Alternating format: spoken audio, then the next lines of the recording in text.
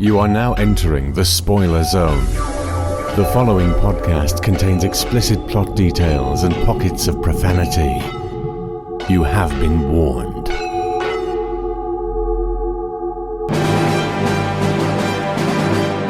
The Exton Moss Experiment. Adventures in Wine and Space with Simon Exton and Ken Moss.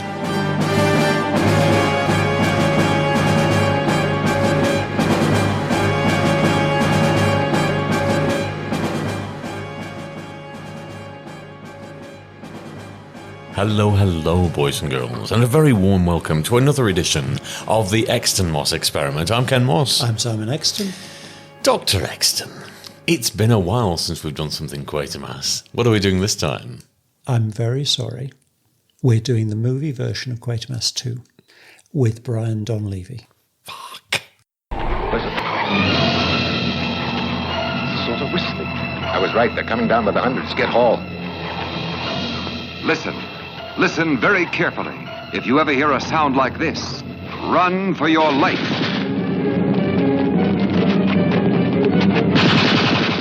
Run before it is too late, for if you stay, you will lose your soul. Coming closer is an enemy from outer space.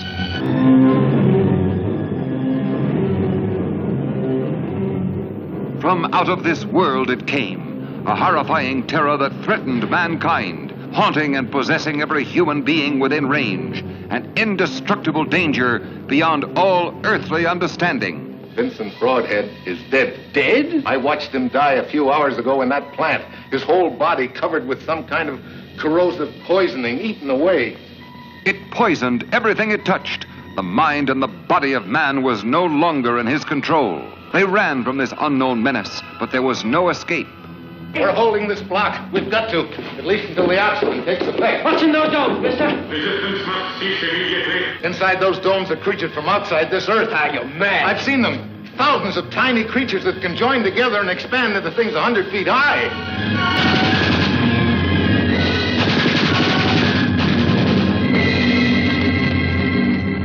Now, when we did the movie version of the Quatermass Experiment, which was actually my introduction to Quatermass. And you still wanted to see more. And I was about 8 years old at the time. You weren't a fan of Mr. Donlevy's performance. No, I was not. He's the only time that I've ever wanted the main character to die, because he was such an asshole. Mr. Neal. You mean the author of this piece? Yes. The progenitor of the original script? The genius Nigel Neal, who wrote the damn thing in the first place, shared your sentiments and described him as waddling around the set. He was pissed for most of it, from most accounts. Yeah, and we can't really criticise that. Although we would advise people to drink in moderation. Yes, of course we would. Before we descend too far into the depths of hell. I've never seen this film, I know what's coming though. It's going to be fucking awful because of him. It's time to wave the tonic screwdriver and get out the gin bottle.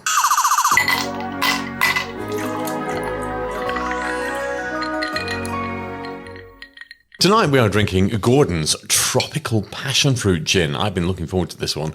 It's 37.5% and the infobolics is scant at best. The classic taste of Gordon's perfectly balanced with deliciously sun-ripened passion fruit, made using only natural flavourings and with colourings. I've been looking forward to this because Gordon's really do gins quite well. They do a Mediterranean orange, which I'm tremendously fond of. And their white peach is lovely. Oh, it is. And their elderflower is very nice. Bit single note, but very nice. And we've also had the cucumber gin, which they don't do anymore, but we found a bottle of languishing in a workman's club and had that and loved that as well. So, knowing full well that I love all tropical flavours, go on, describe it. It looks like a specimen. Thank you. How does it smell? Like a specimen. How does it taste? Like a specimen. No, it smells like passion fruit. I do quite like that. It you sabe. It tastes like passion fruit. It is a nice gin. It's a very, very nice It is absolutely gin. delicious. Yeah. It is single note. It's a gin with a single flavour added to it. Now, that single flavour is absolutely delicious, but that's because passion fruit is absolutely delicious. Is it 5 worthy, though? Of course it is. Is it? Yes. I love passion fruit. This is very, very nice. I could sit and drink quite a bit of this and may need to for Mr. Donleavy's performance. You see, I really like this. I just don't think it's 5 worthy. It's a really, really good gin. It's not the best gin that we've had, though. It's just a very... Well, of course it isn't. But not everything is going to be the best gin that we've had. No, but 5 is something that I would scream for. I'm not entirely blown away by it. It's extremely nice. It is as you're going to fucking hate, a high 4. It's not quite 5 territory for me, but I do love it. I do think it's a great gin. You will not be disappointed by this. It's just not in the 5 bracket. Yeah, you see, if you'd let me mark these out of 10 in the first place, like I wanted to do, then we wouldn't have to have all this bollocks around high 4s. Sorry, you're breaking up. What did you say? I said, fuck you. Balls to you, my boy. Balls to you. Oh, no, there's an offer.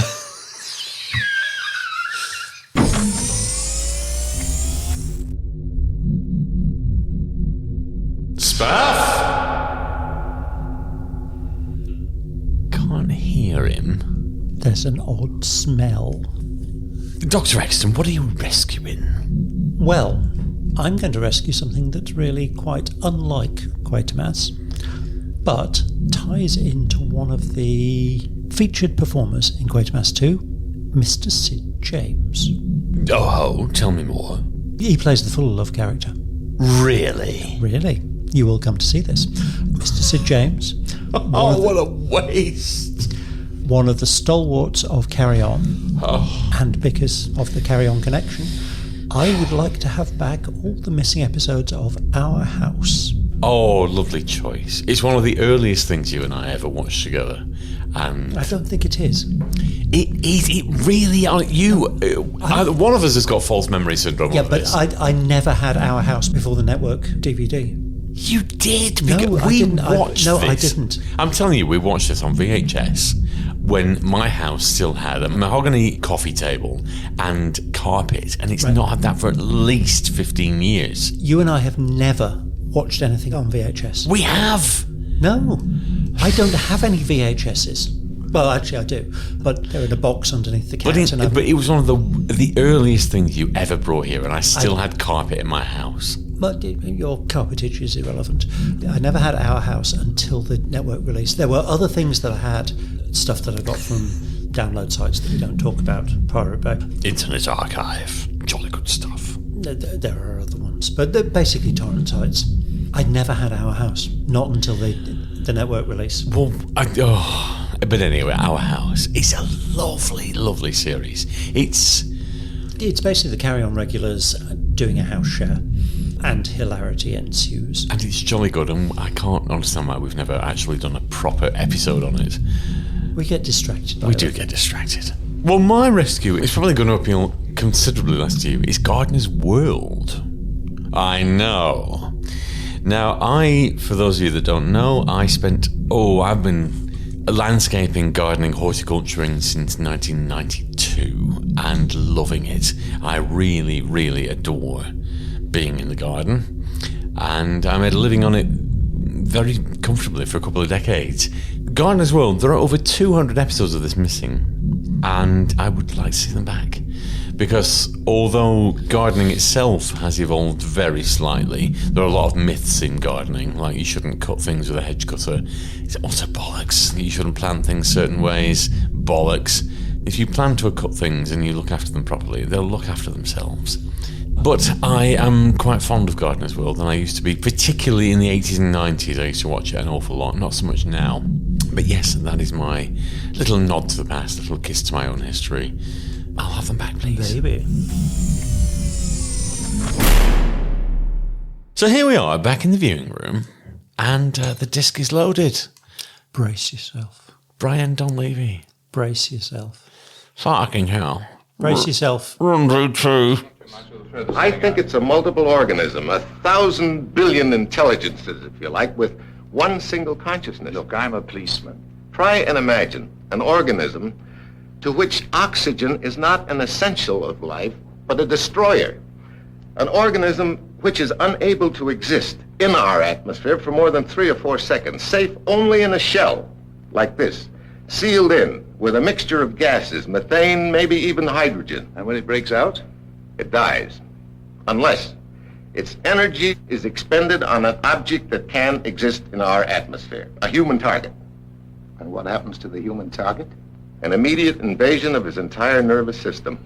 Something is implanted, an instinct, a blind compulsion to act for them. You expect me to tell my editor that? Well, oh me, oh my. That was a thing. God almighty. Right. That's easily, spoilers kids, the worst of the Quatermass pile that we've watched so far. Yeah, so- Dr. Exton, well, what's the plot of this thing? Exactly. Well, no, it wasn't exactly the same as the TV plot because there are huge chunks that they plot out. There is no Paula, and Paula was dreadful in the first thing. But thankfully, there is no Paula. There is Quatermass too, who's a complete dick to everybody in the whole thing. No matter what he's saying, he is a cocksucking asshole to everybody that he talks to. If you don't like what I'm saying, then you can fuck off. I never stop fucking talking. So, No, stop talking. I am talking too. yeah. So we will leap in with the... No, we won't leap in. I'm Brian Donlevy, and I'll keep talking.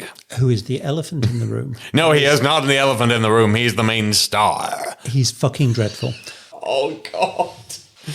He was far worse than he was in the Quatermass experiment. There isn't a scene with him in that I don't want to leap back Oh, Simon, 60-odd years dreadful. and smack him in the face because he is awful. Quatermass 2 on telly is a really good TV series, and they even do the pipes thing. And the pipes thing on telly is so creepy.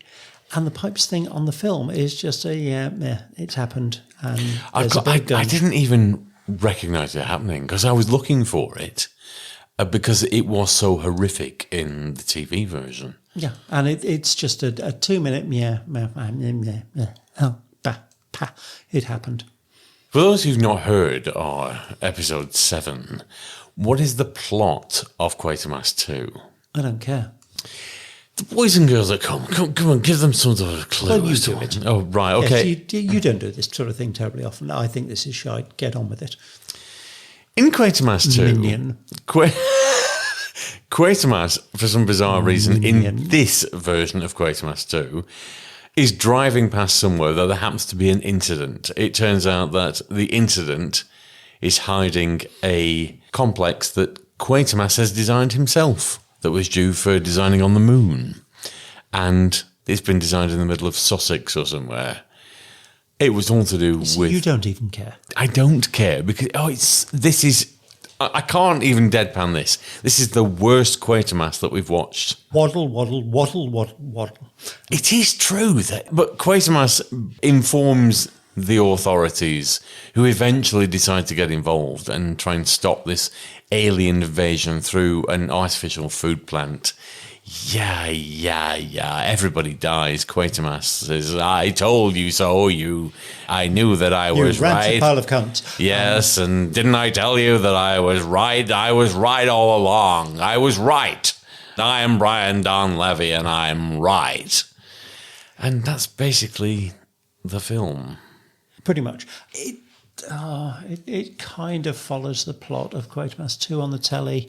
It stops at the point where they were going to Go into space. launch the rocket to space, and instead of sending 2 decrepit old men into space, they send a nuclear rocket to blow up the thing, which is arguably more useful and does end the plot quite dramatically. I mean, it does mean that the final section with Quatermass and their factory workers in the dome and blowing up the dome and the big shite monsters that are stomping about all over the place would have died anyway, no matter what Quatermass had done. I have to be honest, the ending of this was more satisfactory than the TV version, because the TV version ended and then ended again with, as you put it, and quite admirably, Dad's Army in space. Yes, and actually the final bit of the TV series was quite horrible because Leo Pugh, who is not a character in this at all, he's been exorcised out alongside Paula Quatermass. Professor Quatermass's office. Yes, speaking. Is it something bad? Paula, Daddy. Oh, Daddy, don't excise me from the cast. I must have a part, Daddy. No, I'm sorry, Paula, you can't have a part, darling. I'm sorry, Paula. Your husband isn't involved in this production, and therefore you don't get a part. But I must have a part, Daddy. I need it for my CV. Please, Daddy, please don't excise me. Don't condemn me to the archers. Yeah, I don't like this. No. I should, because it is more action-packed, more condensed, more focused than the TV series. It looks fantastic. The sets look amazing. But yeah, nowhere near as good. Even the big dramatic blokey covered in food and staggering down the stairs is so much better done in the TV series. Even though it's sort of step by step exactly the same, it looks better on TV. It's not only I can't pin down exactly what it is, but I was so bored by this film. It's a measure. We don't generally do the whole checking phones thing when we watch stuff. I really did during this, and so did you. Yeah. The TV version is much slower, is twice as long, and is 1,000,000 times more entertaining. Even though it ends with a load of old space. men going into space, Well, which is an ending tacked on to an ending, and involves Quatermass horrifically betraying somebody that's been a staunch ally throughout the previous 6 episodes or 5 episodes or whatever it was. Well, until he got infected by alien jizz or whatever it is. But the film was far more Dull. Well, it was far more dull, and it shouldn't have been because it was far more action-packed. It just didn't. And the sets look fantastic. And do you not think a lot of those sets were very much Flash Gordon? Yes, yeah, very, very much. And the whole thing, it just seems cobbled together from other films. It should have been better than it was. Production value-wise, it's very good. Script-wise, it is not. It just doesn't hang together at all. I don't agree. I think script-wise, it's quite good. The problem is that there is horrific miscasting. And as much as I like... Brian Donlevy. Brian Donlevy, yeah, we talked about him. And no, we haven't talked about him enough. He's fucking awful. No, we haven't. He's awful. He should be talked about for the rest of the fucking time. Yes. Away you fuck. I'm not letting Brian Donlevy get away with this. But Sid James playing the Roger Delgado role. I mean, he's not as good as Roger Delgado, but... He's massively underused. He's massively underused, and the character doesn't work as well. Yeah, I'm with you on that, but why did they give Sid James an American accent when Sid James has got the most wonderful voice to start with? This film was just a horrible mismatch of a lovely story with bad casting and somebody in the production department saying we need to make this appeal to the Americans. Don't get me wrong, I agree entirely that the Quatermass stories, if they were tightened up, and they do need tightening up because they're certainly the first 2, they're not the tightest of stories. There is stuff that could be excised, there's stuff that could be really screwed down a lot harder than it is on screen in the TV versions. I'm entirely with that they could be made into real blockbusting stories and haven't been yet. They could be. I think they are of their time. But I firmly believe that all 4, because the 4 Quatermass stories, frankly, they're all wildly differing styles. There's no getting away from the fact that although the one constant is Bernard Quatermass. Or Quatermass. Quatermass, it depends on how IP you are, darling. Or if you're Brian Donlevy. Quatermass. Quatermass. Blame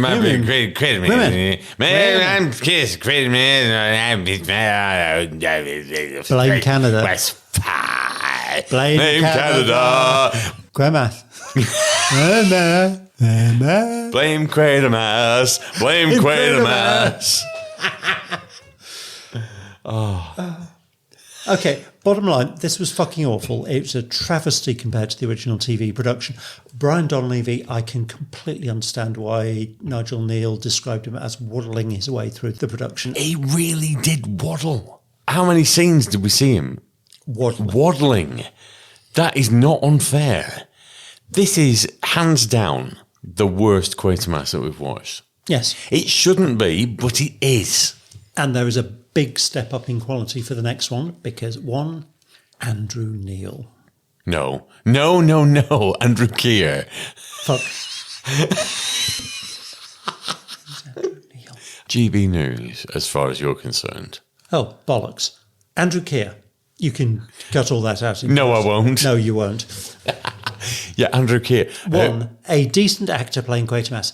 And two, no fucking Brian Donlevy. And three, colour. And he came back for the Quatermass memoirs. So, one of only two Quatermasses to play him twice. Yeah, the other one being Brian Donlevy. Brian Donlevy, who is an absolute... Quatermass. Where's my bottle of whiskey? I'm going to waddle through this drunk as fuck. Ladies and gentlemen of the audience, if you've not got this so far, it's shit. Don't watch it. Terrible. It's really, really bad. Watch the original TV series. It takes twice as long, but it is a million times better. A better time than we have listening to this. Do you have something to clean the palate, Dr. Exton? Yes. A wonderful little Channel 4 late-night sketch show called Who Dares Wins.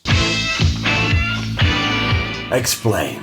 It was a Channel 4 comedy sketch show, late Friday nights, from 83 to 88.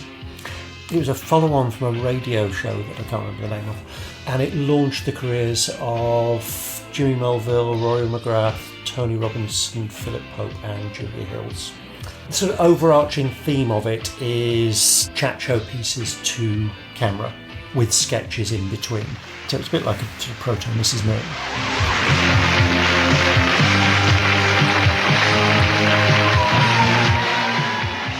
This was a real Friday night staple for me when I was a teenager. I absolutely loved this. Which episode of Who Dares Wins are we watching? We'll start with the first episode of the third series. Okay. Purely because that's what I happen to have with me. Well, without further ado, it's Run VT. Hello, Rod. It's great to have you on the show. Oh, it's great to be here, Julia. We British have been having quite a few of your soap operas over here recently, and I must say they do seem to be turned out at a heck of a rate. I mean, just how quickly do you make the episodes? Well, Julia, on average, we make about 48 every day. Now, Rod, you're quite a veteran of these soap operas, aren't you? Yeah, I've been in all the big ones. The Dr. Sullivans is, the sons and daughters of young doctors, the country daughters of young sons' practice, and of course young Dr. Sullivan's son and his practice country daughter. Oh, it's Dicky. Okay, Series 3, Episode 1, from 1986. Now, there's quite a bit of topical humour in there, sort of Jeffrey Archer and stuff that doesn't make an awful lot of sense now. And something about giving somebody £2,000 to leave the country, which was... That was a Jeffrey Archer thing. It was £2,000 became... You've got your monkeys, your ponies and whatever. Your £2,000 became an archer. Right, okay. For me, this is very nostalgic. So a lot of the humour is me laughing at how much I used to enjoy this. But I still think that a lot of it's very funny. They had an interview with Ayatollah Khomeini reading the papers. They had a conversation between a sperm and an egg. Parent-teacher's night where the parents just go and say... Abusing the moronic son. How stupid their son was. Or Guy Fawkes and asking why he had to be the one to go and, blow like up the Parliament. blue touch paper. Sadly, no Terry and Wang Wang. Oh, is that what this is from? This is where Terry and Wang Wang come Right, from, I'm yes. with you. There was a sketch with the Samaritans where this bloke phones up and they just sing show tunes at him. Songs from Mary Poppins. Some of it is very, very, very silly. And then they send a clown round, which he beats to death and blows up the... A lot of it's quite silly and unpolished, but... I think this is great, but you don't have the nostalgia hit. No, what I don't, do you think of which it? is... Oh, and there's always a song. Philip Pope, well, superb songs. And this was a massive piss take of Morrissey. And as I think Morrissey is a towering twat, and always have done, I'm very glad for anything that takes the piss out of him. Walking through the streets, I feel all alone. The millions of faces I see, some of them look quite miserable, but none of them is miserable to me. There's something very wrong somewhere along the line, but we don't do protest songs, we just like to have a good wine. Life isn't fair. You see, Philip Pope, I know from other things like Radioactive on radio, KYCB on telly. He is, as far as I'm concerned, a musical chameleon because he can imitate the musical mannerisms, the styles, and the vocal aspects of, a seemingly limitless range. Yeah. We were watching a KYCV episode earlier where he does Fergal Sharkey, who people probably don't remember now, but it was spot on. Yeah. And all the musicals. So the Philip Pope bits I'm always going to love. It was a little rough around the edges. As you say, I don't have the nostalgia bounds to give it that extra bit of lift. It wasn't terrible. There were a few genuine laugh-out-loud moments in it. And watching through it, I know that I saw this episode at the time because I can clearly remember the EastEnders addiction. Hello, darling. This is Margaret. Hello, darling. She has Bermondsey wink. Hello, You what? darling. You what? Stepney stammer. You what? You what? You what? All these people are tragically addicted to chirpy Cockney television. For some, it started with a simple hour of Minder a week. Others a quick fix of Only Fools and Horses. But inevitably, it always led to the hard stuff. EastEnders. This is Ted. Oh my lord, Strowlot. Ted is Welsh. Cockney shoulder. So, are we going to launch straight into Series 3, Episode 2? I think we are. Terry and Wang Wang on setting 5, please. Bloody adverts. I hate them. What's this one for then? A bank. Oh yeah? Yeah, you know what it's like. Every bank has to have its animal. Yeah. Black horse, piglet, bloody griffin. That's a real winner, isn't it, eh? The griffin. Bank at the sign of the extinct creature. Bloody marvellous. So, why do they want us then? Well, apparently, it's because they think pandas are cuddly. Bollocks. I'm not cuddly. I did the worst advert in my life the other day. It wasn't for that poxy little car they named after us, was it? No, it was for toilet paper. Toilet paper? God, blimey. Need a few miles of that to cater for your arse, wouldn't they, eh? Well, we watched a second one, which was the second episode of Series 3. And it had Terry and Wang Wang. It did have Terry and Wang Wang. And I've been talking about Terry and Wang Wang for ages. There were a lot of contemporary references. I mean, you know politics better than I do, and you had to look up who Harvey Procter was. Yes. He's not somebody I've ever looked up. He was an MP at the time. Yeah. He was embroiled in a rent boy scandal, so nothing enormously remarkable for a Conservative politician, although at the time it was involving people who were under the age of consent, so he did end up losing his seat, and could rephrase that. You could rate it, yes, it's an unfortunate choice of words, but there were some good moments in it. There's a lovely little scene of a husband and wife in bed together, and she very tearfully admits to having had a one-night stand with a friend of theirs while her husband was away on business. And then he turns around and comes out with this, I've got things I meant to tell you as well, comes out with this entire double life about a second wife and 5 children, and by the way, he's actually Martin Bormann, who's been hiding out since the end of the Second World War and has had major plastic surgery. And it just builds up and up and up. There are lots of lovely little sketches. There was another Philip Pope song. There's a Philip Pope song every time. It's worth watching anything that he's in just for whatever musical pastiche or parody he's going to do, because they're always spot on the money. Yeah. The most entertaining things about Who Dares Wins was the musical parodies, which from memory got more and more elaborate as you went along. There's one in one of the later seasons, I remember, which was this whole great long, about 5 or 6 minute party scene with all of the cast singing. Very, very funny. Well, I've mentioned this to you off air this weekend, but there was a band with Angus Deaton and Martin Fenton Stevens called the Heebie Jeebies, and it was just meaningless songs. Meaningless words. That was the one. The world is very, very long, and butter is better than much.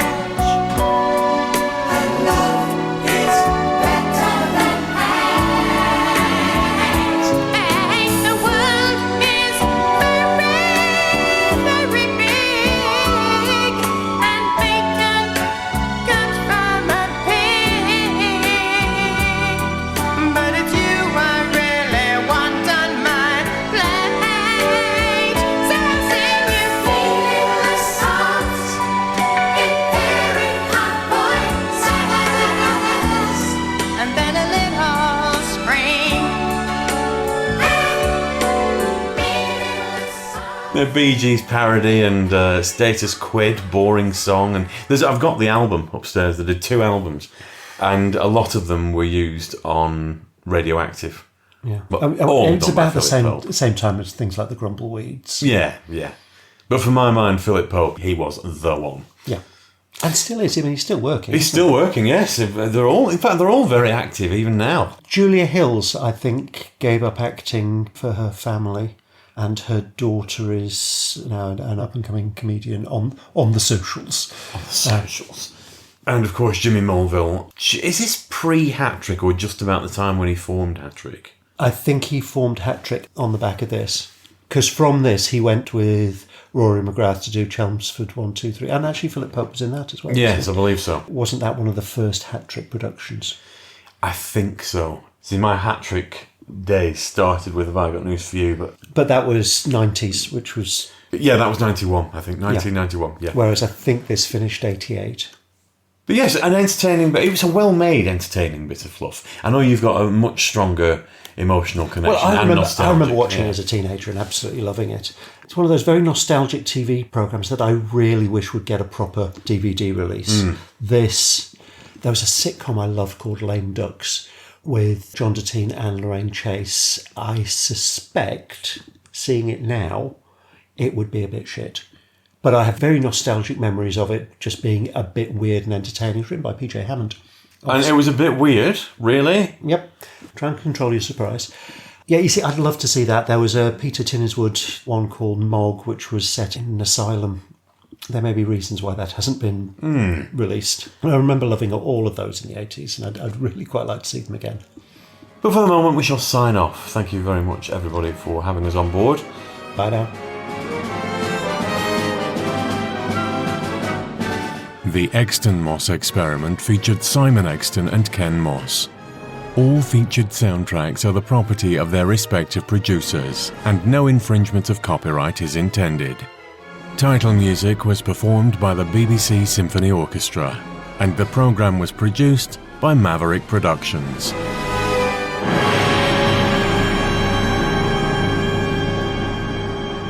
For more information, please visit maverickproductionsuk.blogspot.com or find us on social media.